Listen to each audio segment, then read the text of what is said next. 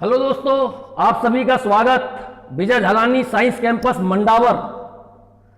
आप सभी का बहुत बहुत हार्दिक अभिनंदन। साइंस कैंपस में जितने भी स्टूडेंट्स पढ़ रहे हैं या जो भी पढ़ के गए हैं, मैं उन सभी को बहुत मिस कर रहा हूं।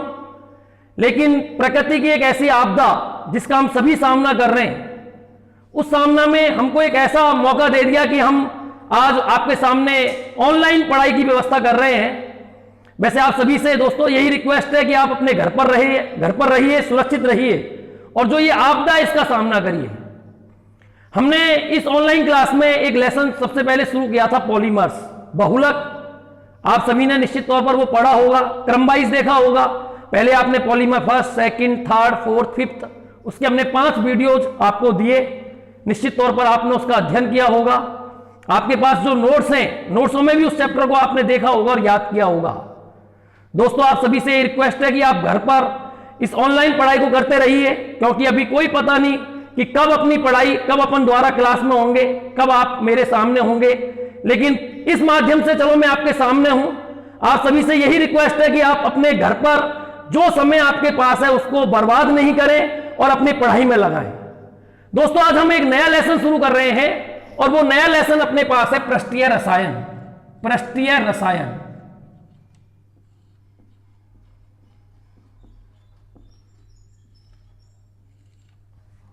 दोस्तों, 12th केमिस्ट्री में 3-4 लेसन ऐसे होते हैं जो बायोलॉजी वालों को सीधे लगते हैं, लेकिन मैथ वालों को थोड़े अटपटे लगते हैं, क्योंकि इन लेसनों में अधिकतर हम बायोलॉजी शब्दों का प्रयोग करते हैं।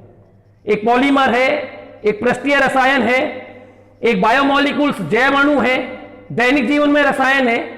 तो हम इन चारों चैप्टरों में देखते हैं कि कुछ बायोलॉजी के शब्द अधिक आते हैं। तो इनको आप विशेष रूप से जो मैथ वाले स्टूडेंट्स हैं, इन चैप्टरों को वो बार बार में पढ़ें और इनमें जो प्रयुक्त शब्द हैं उनको याद करें। तो हम यहां शुरू कर रहे हैं नया लेसन, एक पृष्ठीय रसायन, सरफेस केमिस्ट्री। दोस्तों हम इस लेसन के अंतर्गत अध्ययन करते हैं कोलाइड का। दूसरा हम इसके अंतर्गत अध्ययन करते हैं एंजाइम का। एंजाइम क्या होते हैं? इसके अंतर्गत हम अध्ययन करते हैं उत्प्रेरक का। उत्प्रेरक किसे कहते हैं? उत्प्रेरक की क्रियाविधि की बात करते हैं। और इस चैप्टर के अंतर्गत हम अध्ययन करते हैं जो इस चैप्टर का सबसे महत्वपूर्ण टॉपिक है, अधिशोषण। और एक इसके अंतर्गत हम पढ़ते हैं अवशोषण। ये 5 टॉपिक हैं दोस्तों इस चैप्टर में जिनका अपने को अध्ययन करना है। कोलाइड क्या होता है, कोलाइड क्या होते हैं, एंजाइम किसे कहते हैं, एंजाइम की क्रियाविधि के बारे में देखना है, उत्प्रेरक के बारे में देखना है, और पृष्ठ पर होने वाली जो घटना है अधिशोषण, इसकी व्याख्या करनी है, और अवशोषण क्या होता है। दोस्तों सबसे पहले हम इस चैप्टर में शुरू करते हैं कोलाइड। कोलाइड क्या होता है, या कोलाइड के पहले हम कोलाइड की बात करेंगे। कोलाइड विलयन होता क्या है, कोलाइड विलयनों का वर्गीकरण की बात करेंगे, कोलाइड विलयन बनाने की बात करेंगे, किन किन विधियों के द्वारा इनको बनाया जाता है। जब हम बनाएंगे तो निश्चित तौर पर उनमें कुछ अशुद्धियां होंगी।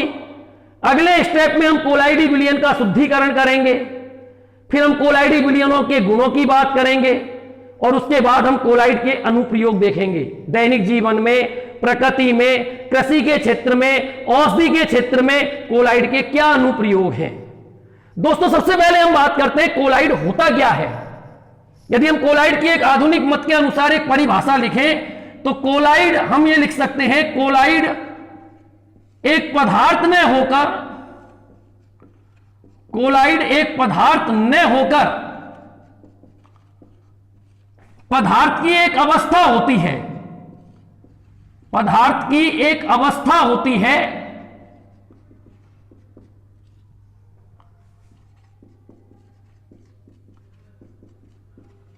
जो कणों के आकार, यह सबसे महत्वपूर्ण है, जो कणों के आकार या व्यास पर निर्भर करती है, जो कणों के आकार पर निर्भर करती है। मेन चीज तो कोलाइड ये है। इससे पहले यदि हम बात करें, ये आधुनिक मत के अनुसार बात है, एक वैज्ञानिक था थॉमस ग्राहम। थॉमस ग्राहम वैज्ञानिक का नाम है, और इस वैज्ञानिक ने क्या किया, सन 1861 में जितने भी पदार्थों के विलयन हैं या विभिन्न पदार्थों के विलयन है उनको विसरण के आधार पर दो भागों में विभाजित किया। हम इससे पहले की यदि बात करें, वैज्ञानिक का नाम है थॉमस ग्राहम। इस वैज्ञानिक ने सन 1861 में विभिन्न पदार्थों के विलयन को विसरण के आधार पर दो भागों में विभाजित किया। नंबर पहला तो है क्रिस्टलाभ या क्रिस्टलॉयड, और नंबर दूसरा पदार्थ माना इसने कोलाइड। तो इस वैज्ञानिक ने जितने भी पदार्थों के विलयन है उनको दो भागों में विभाजित किया। पहला तो है क्रिस्टलाभ और दूसरा है कोलाइड। क्रिस्टलाभ किसे कहा इस वैज्ञानिक ने? यहां हम ये मान लें कि अपने पास ये चर्मपत्र या जांतव झिल्ली है, चर्मपत्र या जांतव झिल्ली। अब इसने क्या किया, थॉमस ग्राहम नामक वैज्ञानिक ने क्या बताया, ऐसे पदार्थ जो चर्मपत्र या जांतव झिल्ली में से तेजी से विसरित हो जाते हैं, तेजी से इस झिल्ली में से होकर बाहर निकल जाते हैं, ऐसे पदार्थों को कहा क्रिस्टलाभ। ऐसे पदार्थों के विलयन, अब इसके अंतर्गत हम एग्जांपल दे सकते हैं, जैसे अपने पास शक्कर है, या अपने पास यूरिया है, या अपने पास नमक है, NaCl है। तो ऐसे पदार्थों के विलयन जो चर्मपत्र या जांतव झिल्ली में से होकर तेजी से विसरित हो जाते हैं, उन पदार्थों को इस वैज्ञानिक ने कहा क्रिस्टलाभ। इसका कारण क्या बताया कि ये आसानी से विसरित क्यों हो जाते हैं? क्योंकि ये विलयन में रहते हैं अणु या आयन के रूप में, और इनका आकार इतना छोटा होता है कि ये आसानी से इस झिल्लियों में से होकर विसरित हो जाते हैं। दूसरा बताया कोलाइड, ऐसे पदार्थ जो चर्मपत्र या जांतव झिल्ली में से होकर विसरित नहीं हो पाते, उनको कहा कोलाइड। ऐसे पदार्थ जो चर्मपत्र या जांतव झिल्ली में से होकर विसरित नहीं होते, उनको कहा कोलाइड, क्योंकि इनके कणों का आकार अपेक्षाकृत बड़ा होता है, इसलिए ये आसानी से इन झिल्लियों में से होकर विसरित नहीं हो पाते। ऐसे पदार्थों को इस वैज्ञानिक ने कहा कोलाइड। तो हम ये कह सकते हैं थॉमस ग्राहम नामक वैज्ञानिक ने 1861 में विभिन्न पदार्थों के विलयन को विसरण के आधार पर दो भागों में विभाजित किया, एक तो क्रिस्टलाभ और एक कोलाइड।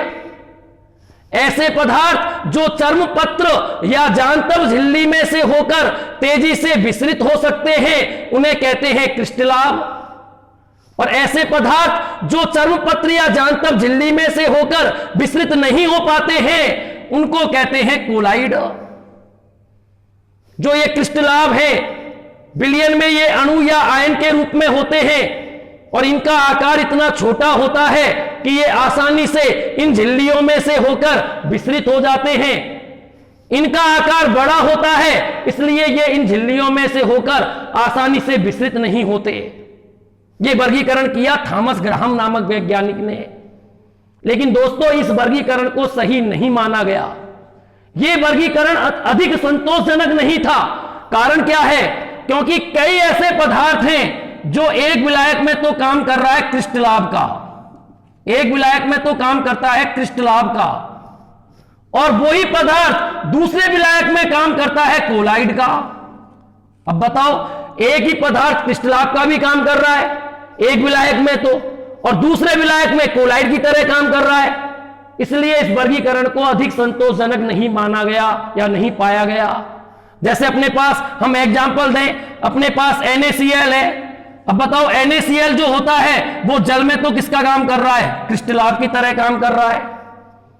और यदि हम NaCl को बेंजीन में विलय करें तो बेंजीन में ये कोलाइड की तरह काम करता है। हम इसके अलावा एग्जांपल दे सकते हैं साबुन का। साबुन जो होता है वो जल में तो काम करता है कोलाइड की भांति, लेकिन साबुन का जो एल्कोहलिक विलयन होता है वो काम करता है क्रिस्टलाभ की भांति। इसका मतलब ये वर्गीकरण सही नहीं माना गया। तो फिर आधुनिक सिद्धांत के अनुसार फिर यह बताया गया कि अपने पास जो कोलाइड है वो एक पदार्थ में होकर, पदार्थ की एक अवस्था होती है जो विलेय के कणों के आकार पर निर्भर करती है। अब यदि हम बात करें कि अपने पास विलेय के कणों के व्यास के आधार पर, विलेय के कणों के व्यास के आधार पर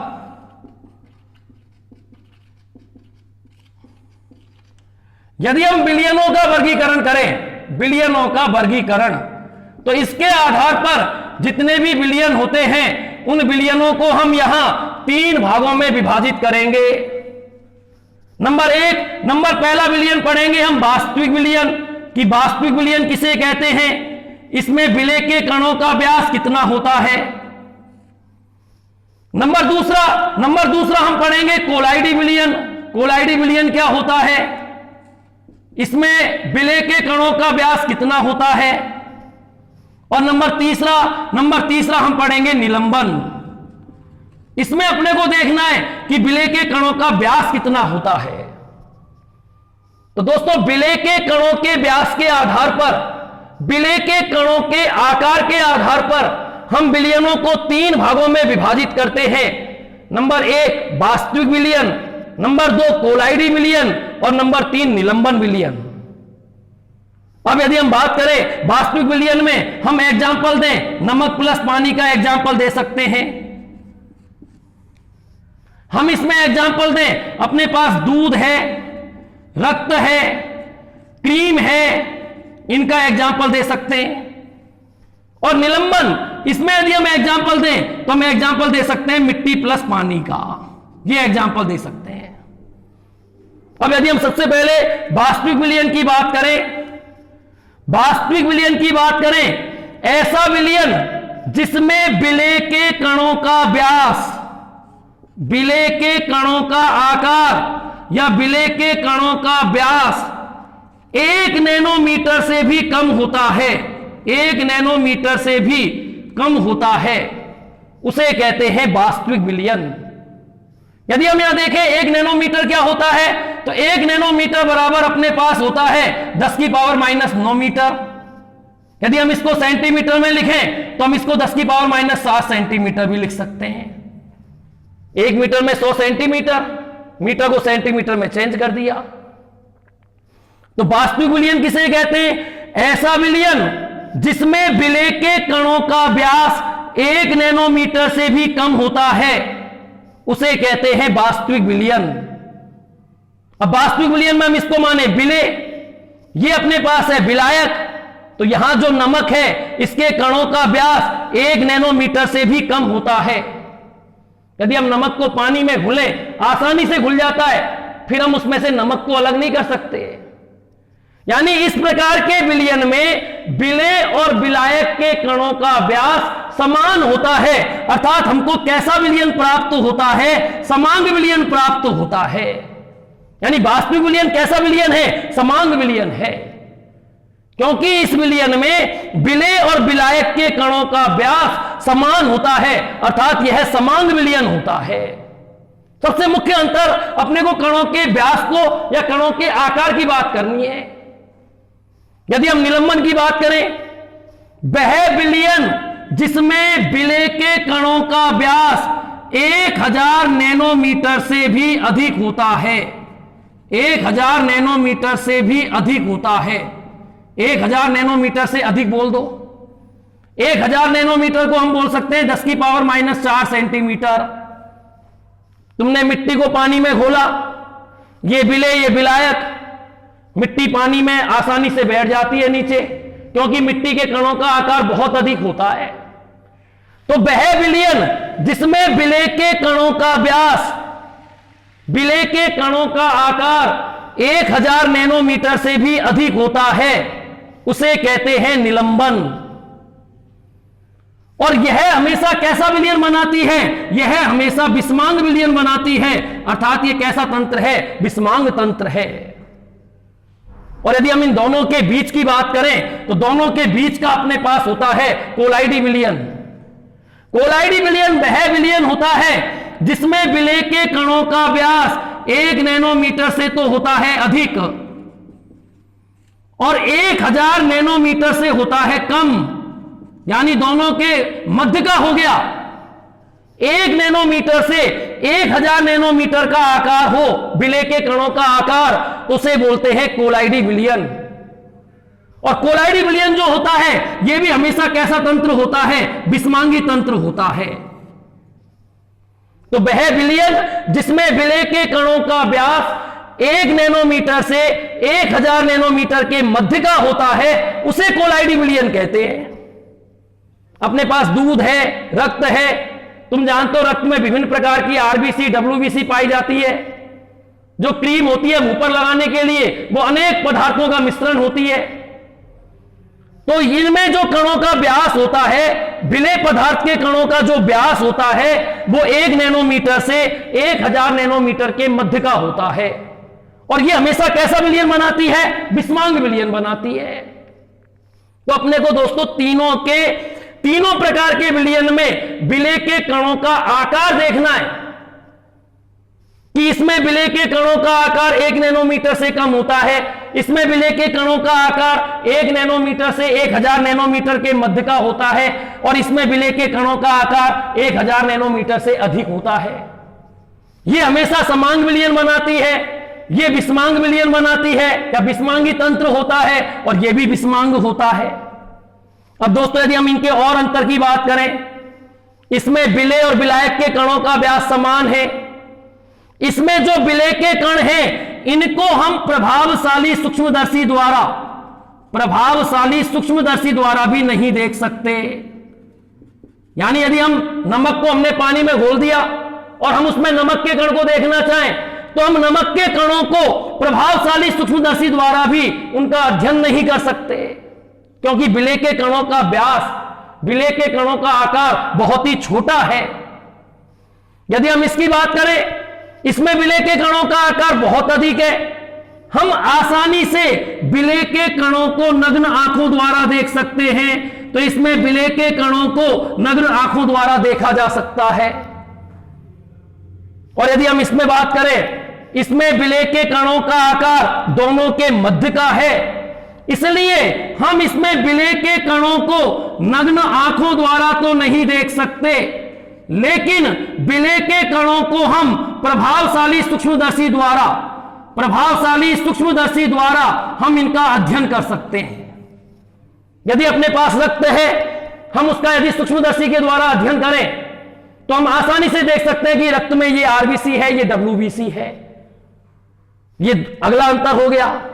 यदि हम अगले अंतर की और बात करें, इसमें जो विलय के कण हैं, वो पात्र के पैंदे के नीचे गुरुत्वाकर्षण के प्रभाव से नीचे नहीं बैठते, क्योंकि विलय के कणों का व्यास बहुत कम है। इसलिए इसमें विलय के कण पात्र के पैंदे में गुरुत्वाकर्षण के प्रभाव से नीचे नहीं बैठ सकते। यदि हम इसकी बात करें, इसमें विलय के कणों का साइज, आकार बहुत अधिक है, इसलिए इसमें विलय के कण पात्र के पैंदे के नीचे आसानी से बैठ जाते हैं। गुरुत्वाकर्षण के प्रभाव के कारण विलय के कण पात्र के पैंदे के नीचे बैठ जाते हैं। और यदि हम इसकी बात करें, तो इसमें भी जो कोलाइडी विलयन है, इसमें भी जो अपने पास विलय के कण होते हैं, वो पात्र के पैंदे के नीचे नहीं बैठते। तुमने देखा है दूध में प्रोटीन होती है, कई प्रकार के तत्व होते हैं, वो कभी भी पात्र के पैंदे के नीचे नहीं बैठते। और यदि हम अंतर देखें, वास्तविक विलयन जो है, वास्तविक विलयन में हम ये कह सकते हैं, आसानी से विलय के कण चर्मपत्र या जांतव झिल्ली में से होकर विस्तृत हो जाते हैं। ये कभी भी चर्मपत्र या जांतव झिल्ली में से होकर विस्तृत नहीं हो पाते, क्योंकि इसमें विलय के कणों का आकार बहुत अधिक होता है। और यदि हम इस विलयन की बात करें, तो इस विलयन में भी जो विलय के कण होते हैं, वो चर्मपत्र या जांतव झिल्ली में से होकर विस्तृत नहीं होते।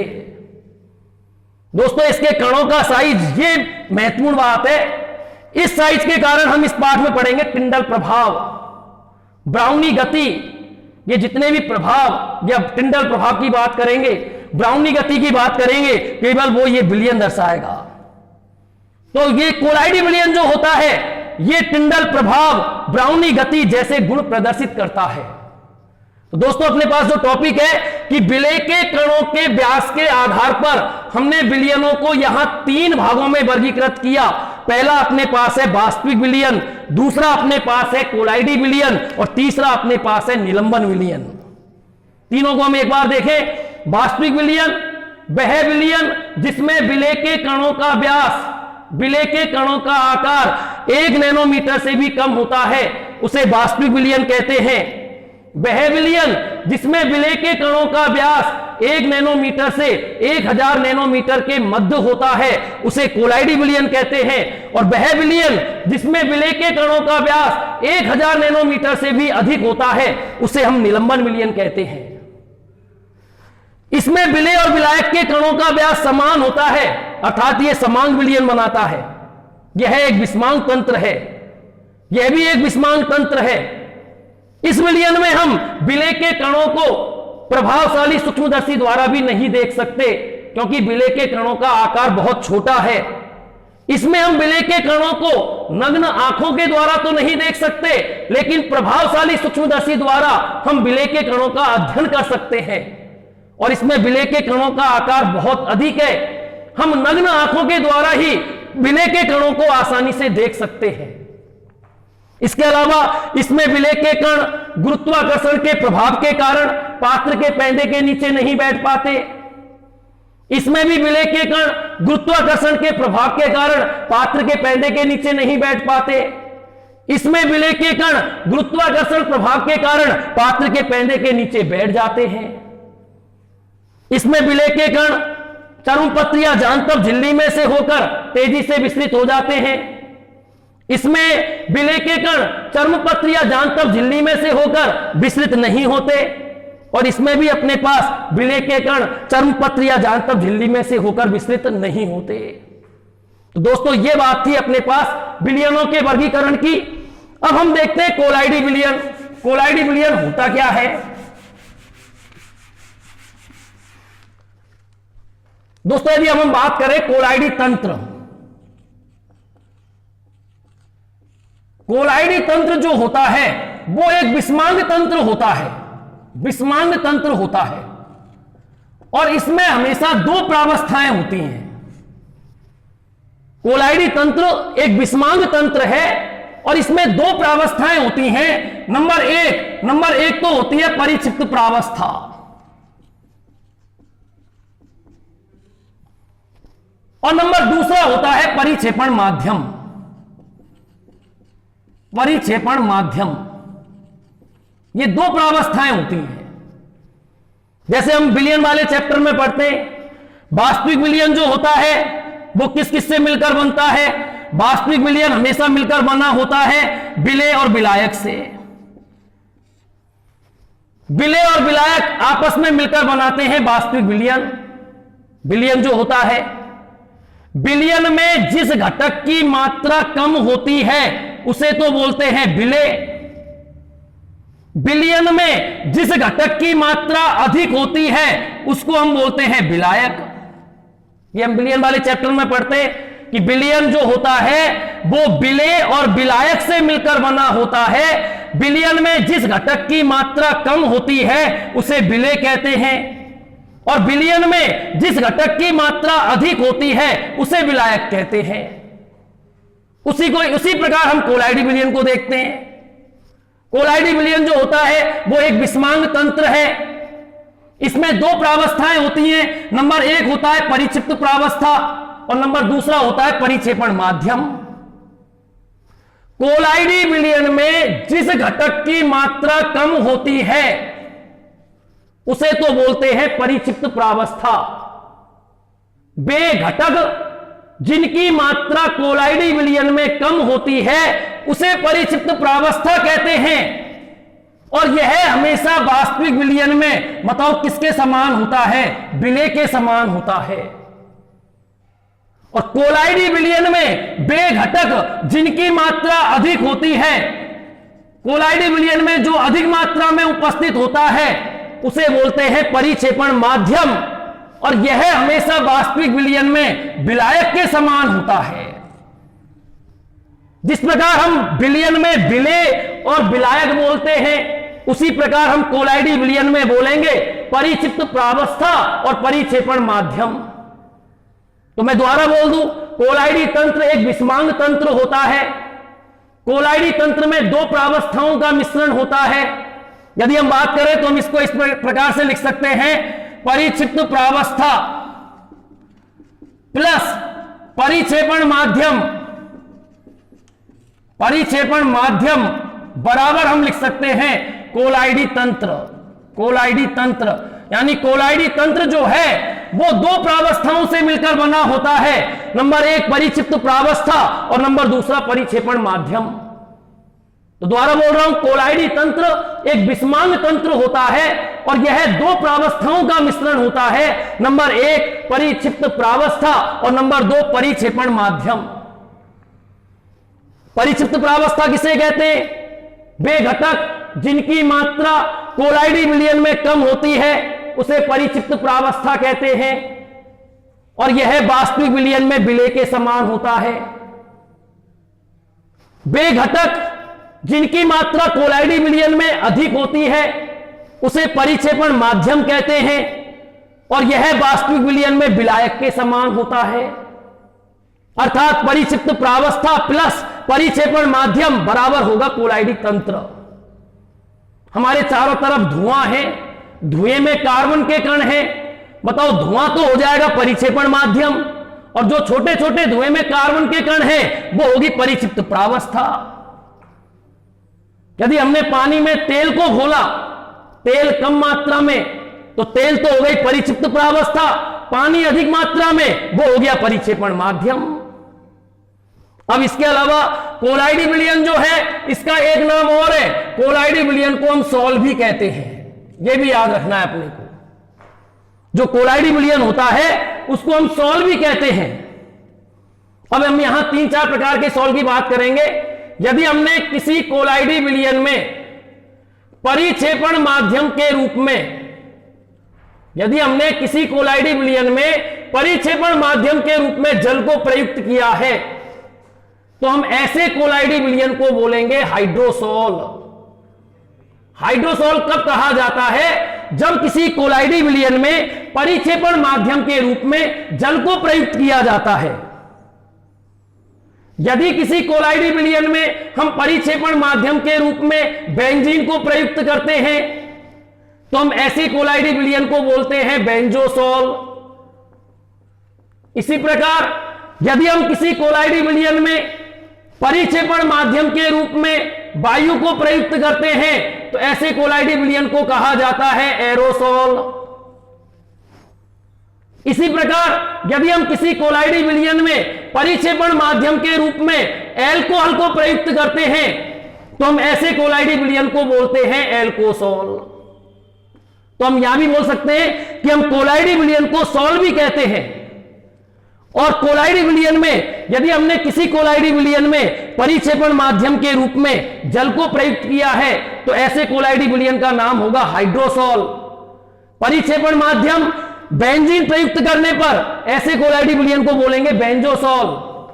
परिक्षेपण माध्यम वायु प्रयुक्त करने पर ऐसे कोलाइडी विलयन को बोलेंगे एरोसॉल।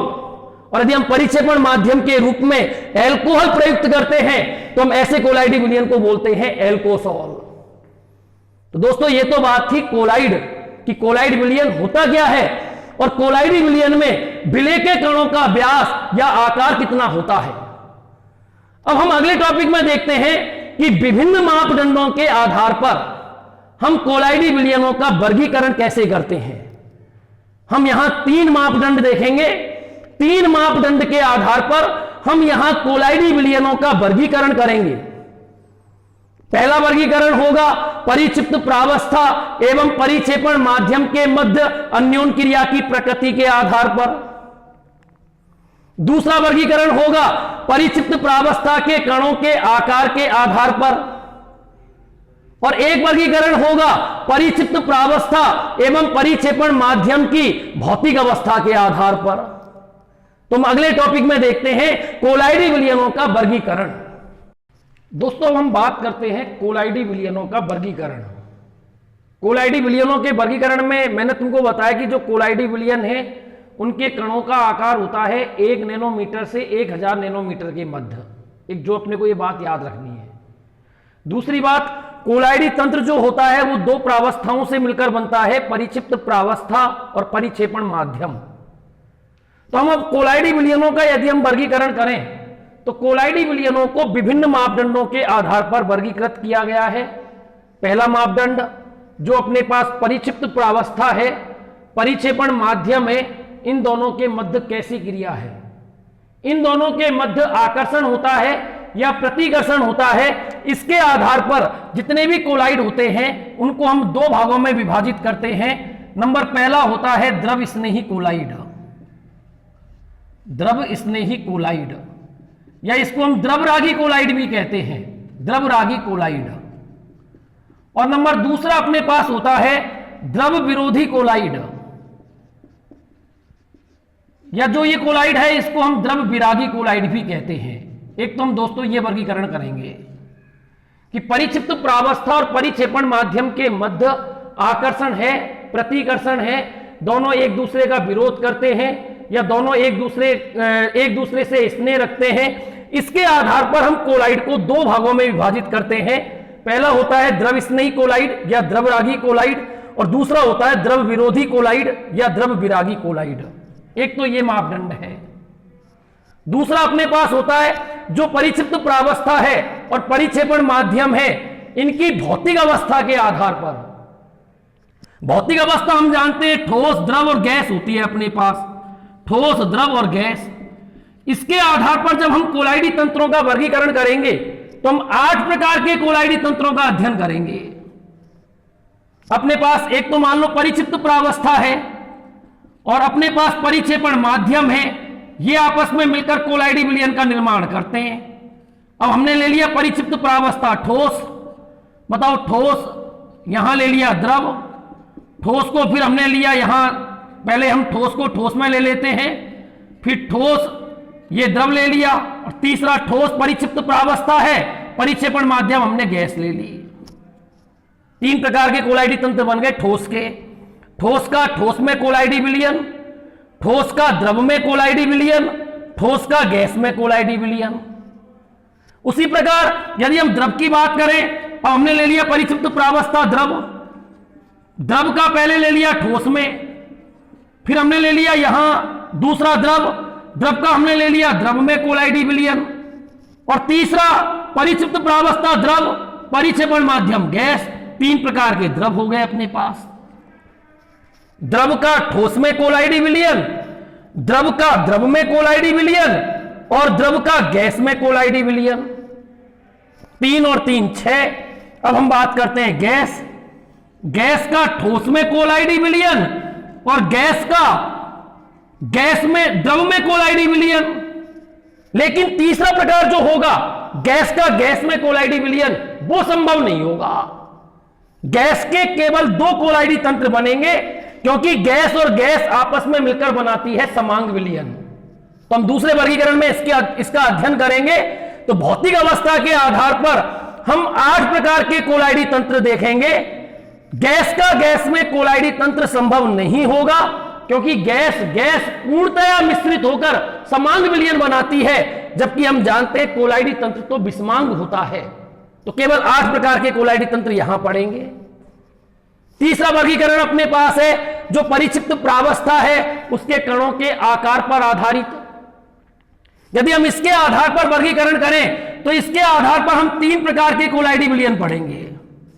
नंबर पहला पढ़ेंगे बहुआण्विक कोलाइड, बहुआण्विक कोलाइड। नंबर दूसरा हम देखेंगे बृहद आणविक कोलाइड, बृहद आणविक कोलाइड किसे कहते हैं।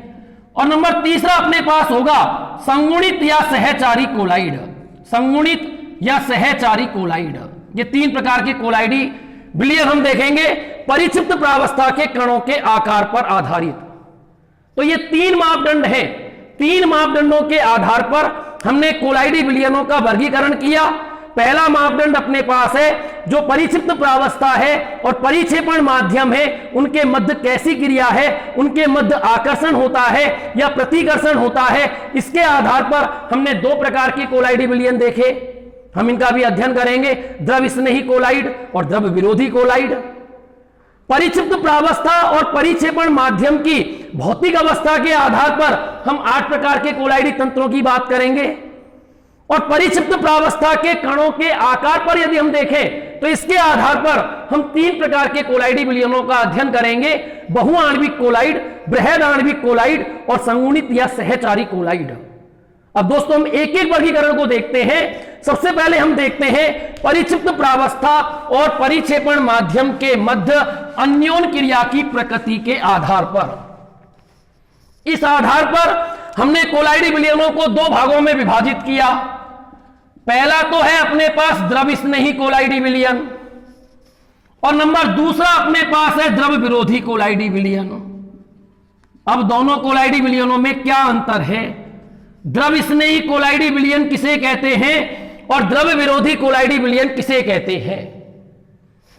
नंबर 1 यदि हम अंतर देखें, यदि परिक्षिप्त प्रावस्था के कण, यदि परिक्षिप्त प्रावस्था के कण परिक्षेपण माध्यम के कणों से, परिक्षेपण माध्यम के कणों से स्नेह रखते हैं, दोनों में आकर्षण होता है, दोनों एक दूसरे से मोहब्बत करते हैं, हम ये कह सकते हैं कि यदि किसी कोलाइडी विलयन में परिक्षिप्त प्रावस्था के कण परिक्षेपण माध्यम के कणों से स्नेह करता है, दोनों में आकर्षण होता है, तो इस प्रकार के कोलाइड को कहते हैं द्रव स्नेही कोलाइडी विलयन।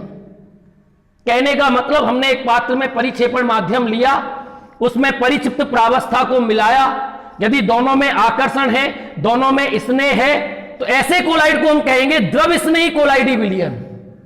यदि ऐसे कोलाइडी विलयन में हम परिक्षेपण माध्यम के रूप में जल को प्रयुक्त करते हैं तो उसको बोलते हैं जल स्नेही कोलाइड। द्रव विरोधी कोलाइड विलयन क्या होता है? ऐसा कोलाइडी विलयन जिसमें परिक्षिप्त प्रावस्था के कण, परिक्षिप्त प्रावस्था के कण परिक्षेपण माध्यम के कणों से, परिक्षेपण माध्यम के कणों से स्नेह नहीं रखता, दोनों एक दूसरे का विरोध करते हैं, दोनों में आकर्षण नहीं होता, तो ऐसे कोलाइडी विलयन को हम कहते हैं द्रव विरोधी कोलाइडी विलयन। तो वे कोलाइडी विलयन जिनमें परिक्षिप्त प्रावस्था के कण परिक्षेपण माध्यम के कणों से स्नेह नहीं रखता, दोनों एक दूसरे का विरोध करते हैं, तो ऐसे कोलाइडी विलयन को हम कहते हैं द्रव विरोधी कोलाइडी विलयन। यदि हम ऐसे कोलाइडी विलयन में परिक्षेपण माध्यम के रूप में जल को लेते हैं तो उस कोलाइडी विलयन को हम बोलते हैं जल विरागी कोलाइडी विलयन। ये तो हो गया इन दोनों में पहला अंतर। पहले अंतर से समझ में आ रहा होगा कि दोनों में यदि आकर्षण है, एक दूसरे से स्नेह करते हैं, तो वो द्रव स्नेही कोलाइडी विलयन होता है। दोनों एक दूसरे का विरोध करते हैं, दोनों में आकर्षण नहीं होता, तो ऐसे कोलाइडी विलयन द्रव विरोधी कोलाइडी विलयन होते हैं। दूसरा यदि हम अंतर देखें, अब बताओ ये दोनों एक दूसरे से स्नेह करते हैं, इसलिए इन कोलाइडी विलयनों को आसानी से बनाया जा सकता है। हमको इनमें बनाने के लिए किसी रासायनिक विधि का या भौतिक विधि का प्रयोग नहीं करना होता। परिक्षेपण माध्यम लिया, परिक्षिप्त प्रावस्था को मिलाया, दोनों एक दूसरे से स्नेह करते हैं, इसलिए इन कोलाइडी विलयनों को आसानी से बनाया जा सकता है। जबकि यदि हम इसकी बात करें तो इसमें दोनों एक दूसरे का विरोध करते हैं, इसलिए ये कोलाइडी विलयन बड़ी कठिनाई से बनते हैं। इनको बनाने के लिए अनेक भौतिक विधियों का, अनेक रासायनिक विधियों का प्रयोग किया जाता है। दोस्तों जब अपना अगला टॉपिक होगा तो अगला टॉपिक होगा कोलाइडी विलयन बनाने की विधियां, तो हम वहां बात करेंगे इस कोलाइडी विलयन की। इस कोलाइडी विलयन को बनाने के लिए हमें अनेक भौतिक विधियों का, अनेक रासायनिक विधियों का प्रयोग करना होता है। हम इसके अंतर्गत संघनन विधियां या इसके अंतर्गत हम परिक्षेपण विधियों का अध्ययन करेंगे, वो हम आगे देखेंगे। अभी तो ये दूसरा अंतर हो गया। यदि हम तीसरे अंतर की बात करें, द्रव स्नेही कोलाइडी विलयन में क्या होता है? द्रव स्नेही कोलाइडी विलयन में यदि ये कोलाइड अवक्षेपित हो जाए, स्कंदित हो जाए, तो इनको पुनः कोलाइडी अवस्था में लाया जा सकता है। पुनः कोलाइडी अवस्था में प्राप्त किया जा सकता है। यदि ये कोलाइड स्कंदित हो गए, अवक्षेपित हो गए, तो इनको पुनः कोलाइडी अवस्था में लाया जा सकता है। क्यों लाया जा सकता है? क्योंकि दोनों एक दूसरे से स्नेह करते हैं। जैसे ही आपस में मिलेंगे तुरंत कोलाइडी विलयन का निर्माण कर देंगे। तो हम ये बोल सकते हैं तीसरी बात कि द्रव स्नेही कोलाइडी विलयन स्कंदित होने के बाद, अवक्षेपित होने के पश्चात इनको पुनः कोलाइडी अवस्था में लाया जा सकता है। इसलिए बताओ इनको कौन सा कोलाइड बोलेंगे हम? उत्क्रमणीय कोलाइड, क्योंकि पुनः प्राप्त कर लिया हमने इसको। और यदि हम इसकी बात करें, द्रव विरोधी कोलाइडी विलयन की बात, हमने यहां देखा है कि दोनों एक दूसरे का विरोध करते हैं। यदि ये स्कंदित हो जाते हैं, यदि ये अवक्षेपित हो जाते हैं, तो स्कंदित या अवक्षेपित होने के पश्चात इन्हें पुनः कोलाइडी अवस्था में नहीं लाया जा सकता, पुनः कोलाइडी अवस्था में प्राप्त नहीं किया जा सकता। इसलिए बताओ इनको हम कौन सा कोलाइड बोलते हैं? अनुत्क्रमणीय कोलाइड बोलते हैं। ये कोलाइड, यदि हम और आगे अंतर की बात करें, ये कोलाइड स्टेबल होते हैं, स्थायी होते हैं, क्योंकि दोनों एक दूसरे से स्नेह करते हैं, आकर्षण होता है। ये कोलाइड विलयन यदि हम बात करें तो वो अस्थायी होते हैं। ये कोलाइडी विलयन आसानी से स्कंदित हो जाते हैं, जबकि ये कोलाइडी विलयन आसानी से स्कंदित नहीं होते, आसानी से अवक्षेपित नहीं होते। इन्हें अवक्षेपित करने के लिए हमें अनेक विद्युत अपघट्ट की आवश्यकता होती है। तो दोस्तों हमने अभी जो ये देखा है कि द्रव स्नेही कोलाइडी विलयन और द्रव विरोधी कोलाइडी विलयन, हम एक बार इनमें अंतर देखें कि द्रव स्नेही कोलाइडी विलयन क्या होता है, द्रव विरोधी कोलाइडी विलयन क्या होता है। दोबारा देखें एक बार। पहला अंतर अपने पास, वह कोलाइडी विलयन जिसमें परिक्षिप्त प्रावस्था के कण परिक्षेपण माध्यम के कणों से स्नेह करता है, या ये बोल सकते हैं जिनमें परिक्षेपण माध्यम के कण परिक्षिप्त प्रावस्था के कणों से स्नेह करता है, आकर्षण होता है, उन्हें द्रव स्नेही कोलाइडी विलयन कहते हैं। ऐसे कोलाइडी विलयन में यदि परिक्षेपण माध्यम जल होता है तो उसे जल स्नेही कोलाइडी कहा जाता है। ये वे कोलाइड होते हैं जिनमें परिक्षेपण माध्यम के कण परिक्षिप्त प्रावस्था के कणों से स्नेह नहीं करता, दोनों में आकर्षण नहीं होता, दोनों एक दूसरे का विरोध करते हैं। ऐसे कोलाइडी विलयन को हम कहते हैं द्रव विरोधी कोलाइडी विलयन। यदि ऐसे कोलाइडी विलयन में हम परिक्षेपण माध्यम के रूप में जल को प्रयुक्त करते हैं तो उसे बोलते हैं जल विरागी कोलाइड या जल विरोधी कोलाइड कहते हैं। दूसरा अंतर देखें, ये दोनों आपस में एक दूसरे से स्नेह करते हैं। परिक्षेपण माध्यम को लिया, परिक्षिप्त प्रावस्था को डाला, आसानी से घुल जाएगा। तो इसका मतलब ये कोलाइडी विलयन आसानी से बनाए जा सकते हैं। इनको बनाने के लिए हमें किन्हीं भौतिक विधियों का या रासायनिक विधियों का प्रयोग नहीं करना होता, जबकि ये कोलाइडी विलयन बड़ी कठिनाई से बनते हैं। बड़ी कठिनाई से क्यों बनते हैं? क्योंकि इनमें परिक्षिप्त प्रावस्था और परिक्षेपण माध्यम के मध्य आकर्षण नहीं होता, दोनों एक दूसरे का विरोध करते हैं। इसलिए ये कोलाइडी विलयन बड़ी कठिनाई से बनते हैं। इनको बनाने के लिए अनेक भौतिक विधियों का, अनेक रासायनिक विधियों का अध्ययन करते हैं या बनाने के लिए प्रयुक्त करते हैं। आगे देखेंगे इन विधियों को हम। तीसरा अंतर यदि हम देखें, ये कोलाइडी विलयन जो होते हैं जब ये अवक्षेपित हो जाते हैं या स्कंदित हो जाते हैं तो इन्हें पुनः कोलाइडी अवस्था में लाया जा सकता है। पुनः कोलाइडी अवस्था में क्यों लाया जा सकता है? क्योंकि दोनों में है स्नेह, दोनों में है प्यार। इसलिए इन कोलाइडी विलयन ये पुनः कोलाइडी अवस्था में आ जाते हैं। इसलिए इन कोलाइडों को बोलते हैं उत्क्रमणीय कोलाइड। तुमसे कहा जाए द्रव स्नेही कोलाइड को उत्क्रमणीय कोलाइड क्यों कहा जाता है? क्योंकि जब ये कोलाइड स्कंदित हो जाते हैं, अवक्षेपित हो जाते हैं, तो इन्हें पुनः कोलाइडी अवस्था में लाया जा सकता है। जबकि द्रव विरोधी जो कोलाइड होते हैं ये अनुत्क्रमणीय कोलाइड कहलाते हैं। जब ये स्कंदित हो जाते हैं या अवक्षेपित हो जाते हैं तो इन्हें पुनः कोलाइडी अवस्था में नहीं लाया जा सकता है, इसलिए ये अनुत्क्रमणीय कोलाइड भी कहलाते हैं। ये स्टेबल होते हैं, ये अनस्टेबल होते हैं। इनको आसानी से स्कंदित नहीं किया जा सकता। स्कंदन के लिए, अवक्षेपण के लिए इनमें विद्युत अपघट्ट की आवश्यकता होती है, विद्युत अपघट्ट मिलाना होता है। आगे देखेंगे स्कंदन क्या होता है, जबकि ये आसानी से स्कंदित हो जाते हैं। अब यदि हम इसके अंतर्गत एग्जाम्पल दें, द्रव स्नेही कोलाइडी के एग्जाम्पल दें, अपने पास स्टार्च है, गोंद है, प्रोटीन है, जिलेटिन है, ये सबके सब द्रव स्नेही कोलाइडी विलयन होते हैं।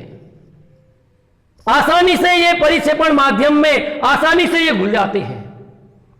तो स्टार्च, गोंद, प्रोटीन सभी के सभी द्रव स्नेही कोलाइडी के अंतर्गत आते हैं। यदि हम द्रव विरोधी कोलाइड की बात करें, अपने पास धातु का कोलाइडी विलयन बनाना है, अपने को धातु सल्फाइड का कोलाइडी विलयन बनाना है, धातु हाइड्रोक्साइड का कोलाइडी विलयन बनाना है, तो ये सभी द्रव विरोधी कोलाइडी विलयन होते हैं। इन कोलाइडी विलयनों को बनाने के लिए हमें अनेक भौतिक विधियों का, अनेक रासायनिक विधियों का प्रयोग करना होता है। तो ये तो था अपना पहला मापदंड कि परिक्षिप्त प्रावस्था और परिक्षेपण माध्यम के मध्य कैसी क्रिया है। इसके आधार पर हमने कोलाइडी विलयनों को दो भागों में विभाजित किया। अब हम अगला वर्गीकरण देखते हैं, परिक्षिप्त प्रावस्था एवं परिक्षेपण माध्यम की भौतिक अवस्था के आधार पर। तो हम दूसरा वर्गीकरण यदि देखें कि भौतिक अवस्था के आधार पर हम 8 प्रकार के कोलाइडी तंत्र बनाते हैं। अब दोस्तों हम बात कर रहे हैं परिक्षिप्त प्रावस्था एवं परिक्षेपण माध्यम की भौतिक अवस्था के आधार पर।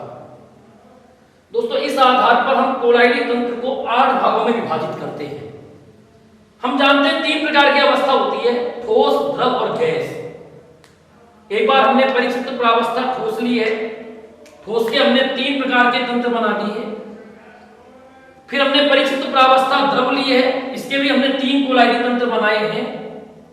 फिर हमने परिक्षिप्त प्रावस्था को गैस लिया है और इसके हमने 2 कोलाइडी तंत्र बनाए हैं। गैस का गैस में कोलाइडी तंत्र मैंने तुमको बताया संभव नहीं होता, क्योंकि दोनों गैस पूर्णतया मिश्रित होकर एक समांग विलयन बनाती है, इसलिए गैस का गैस में कोलाइडी तंत्र संभव नहीं होता। अब इसके आधार पर 8 कैसे बने?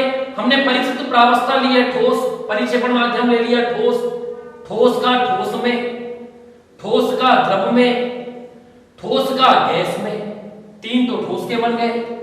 फिर हमने परिक्षिप्त प्रावस्था ली द्रव, द्रव का ठोस में, द्रव का द्रव में, द्रव का गैस में। फिर हमने गैस के 2 कोलाइडी तंत्र बनाए, गैस का ठोस में और गैस का द्रव में, गैस का गैस में छोड़ दिया। तो हमने ये 8 प्रकार के कोलाइडी तंत्र बनाए हैं। अब हम एक एक प्रकार को देखते हैं। सबसे पहले नंबर 1 लेते हैं।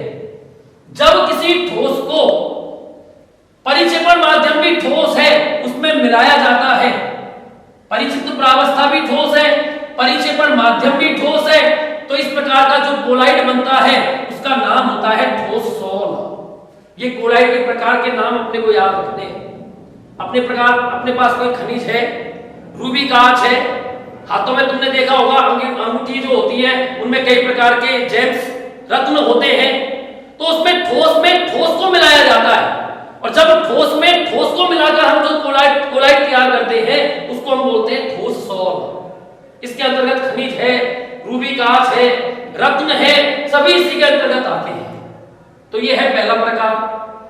दूसरा हम देखते हैं, यदि अपने पास परिक्षिप्त प्रावस्था है ठोस, हमने उसको किसी द्रव में मिलाया, तो इस प्रकार का जो कोलाइड होगा उसको कोलाइड के प्रकार को बोलेंगे हम सोल।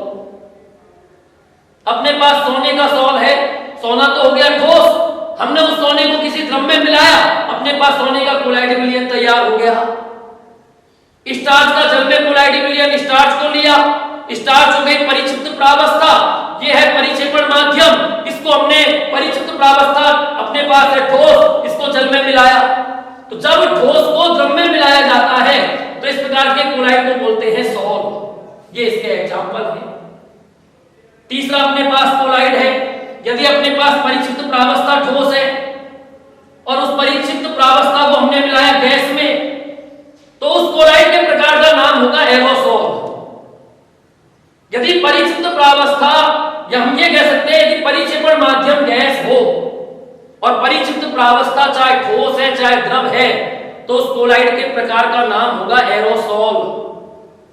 अब यहां परिक्षिप्त प्रावस्था ठोस है इसलिए हमने बोल दिया एरोसोल ठोस, और यदि हम नीचे देखें यहां परिक्षिप्त प्रावस्था द्रव है तो हमने इसको बोल दिया एरोसोल द्रव। तो यहां हम तीसरे की बात कर रहे हैं, यदि अपने पास परिक्षिप्त प्रावस्था ठोस है, हमने उसको मिलाया गैस में, तो अपने पास जो कोलाइड होगा उसको हम बोलेंगे एरोसोल ठोस। अपने चारों तरफ गैस है और उस गैस में हम ये कह सकते हैं छोटे छोटे कार्बन के कण हैं। तो बताओ चारों तरफ गैस में ठोस कण है तो वो अपने पास हो जाएगा। जैसे धुआं का एग्जांपल दे सकते हैं, धूल है, चारों तरफ वायुमंडलीय गैसों में यदि मिट्टी के कण है, कार्बन के कण है, तो बताओ परिक्षिप्त प्रावस्था तो हो गई मिट्टी के कण या कार्बन के कण, और परिक्षेपण माध्यम हो गया गैस। तो ये हो गया अपने पास ठोस का गैस में कोलाइड मीडियम। अब यदि हम चौथे की बात करें, यदि अपने पास परिक्षिप्त प्रावस्था द्रव है, हमने उसको ठोस में मिलाया, तो जो कोलाइड अपने पास बनेगा उसका नाम होगा जेल। जेली जो चॉकलेट होती है, जब हम उस चॉकलेट को मुंह में रखते हैं तो हम उस ठोस में जब ठोस भाग को अंदर रखते हैं तो हम देखते हैं उसके अंदर एक जेल जैसा पदार्थ होता है, वो कहलाती है जेली। यानी ठोस के अंदर द्रव है, इसलिए हमने यहां बोल दिया कि परिक्षिप्त प्रावस्था तो है द्रव, परिक्षेपण माध्यम है ठोस। जब ठोस के अंदर द्रव भरा हुआ है तो उस कोलाइड के प्रकार का नाम होगा जेल। इसमें हम एग्जांपल दे सकते हैं पनीर का, जेली का, ये सभी इसके अंतर्गत आते हैं। अगला अपने पास है, यदि परिक्षिप्त प्रावस्था अपने पास द्रव है, परिक्षेपण माध्यम भी द्रव है, तो इस प्रकार के कोलाइड को बोलते हैं इमल्सन या इसको बोलते हैं पायस। तुमसे पूछा जाए इमल्सन या पायस किसे कहते हैं, अगला टॉपिक आएगा ये। इमल्सन वे पदार्थ होते हैं, इमल्सन वे कोलाइड होते हैं जिनमें परिक्षिप्त प्रावस्था भी द्रव होती है और परिक्षेपण माध्यम भी द्रव होता है, उसे बोलते हैं इमल्सन या पायस। इसके अंतर्गत एग्जांपल आता है दूध, तेल, जल मिश्रण। तुमने जल में तेल को मिला दिया, जल भी द्रव है, तेल भी द्रव है, या तुमने तेल में जल को मिला दिया तो वो भी इमल्सन होगा।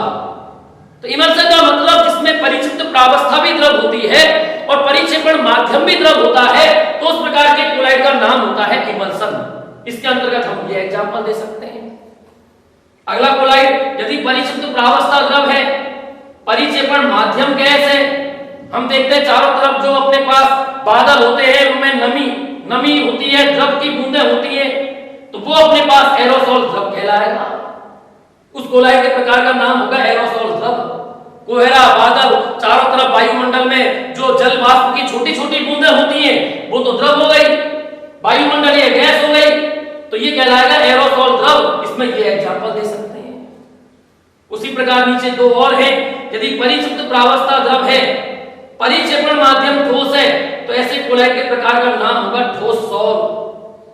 उसी प्रकार यदि परिक्षिप्त प्रावस्था गैस है, परिक्षेपण माध्यम द्रव है, तो उस कोलाइड के प्रकार का नाम होगा झाग या फोम। तो दोस्तों ये 8 प्रकार के कोलाइडी तंत्र हैं। परिक्षिप्त प्रावस्था और परिक्षेपण माध्यम की भौतिक अवस्था के आधार पर हमने 8 प्रकार के कोलाइडी तंत्र बनाए। अपने को इन कोलाइड के प्रकार का नाम याद रखना है, एग्जांपल याद रखना है। ठोस का ठोस में विलयन, ये ठोस सॉल कहलाता है। जब ठोस को द्रव में मिलाया जाता है तो उसे सॉल कहा जाता है। जब ठोस को गैस में मिलाया जाता है तो उसे एरोसोल ठोस कहा जाता है। जब द्रव को ठोस में मिलाया जाता है तो उसे जेल कहा जाता है। जब द्रव को द्रव में मिलाया जाता है तो उसे इमल्सन कहा जाता है। जब द्रव को गैस में मिलाया जाता है तो उसे एरोसोल द्रव कहा जाता है। जब गैस को ठोस में मिलाया जाता है तो उसे ठोस सॉल कहा जाता है, और जब गैस को द्रव में मिलाया जाता है तो उसे झाग या फोम कहते हैं। तो दोस्तों ये 8 प्रकार के कोलाइडी तंत्र थे भौतिक अवस्था के आधार पर। फिर हम अगला वर्गीकरण हम अगले वीडियो में देखेंगे। परिक्षिप्त प्रावस्था के कणों के आकार पर हम 3 प्रकार के कोलाइड पढ़ेंगे, बहुआण्विक कोलाइड, बृहदाण्विक कोलाइड और तीसरा समूहित या सहचारी कोलाइड। कल हम बड़ी मजेदार वाली बात करेंगे कि यदि अपना कपड़ा गंदा है, उस पर कोई दाग लगा हुआ है, उस पर कोई तेल का धब्बा लगा हुआ है, ग्रीस लगी हुई है, तो वो साबुन जो है वो कपड़े को कैसे साफ करता है, उसकी बात हम अगले नेक्स्ट वीडियो में करेंगे। ओके, धन्यवाद।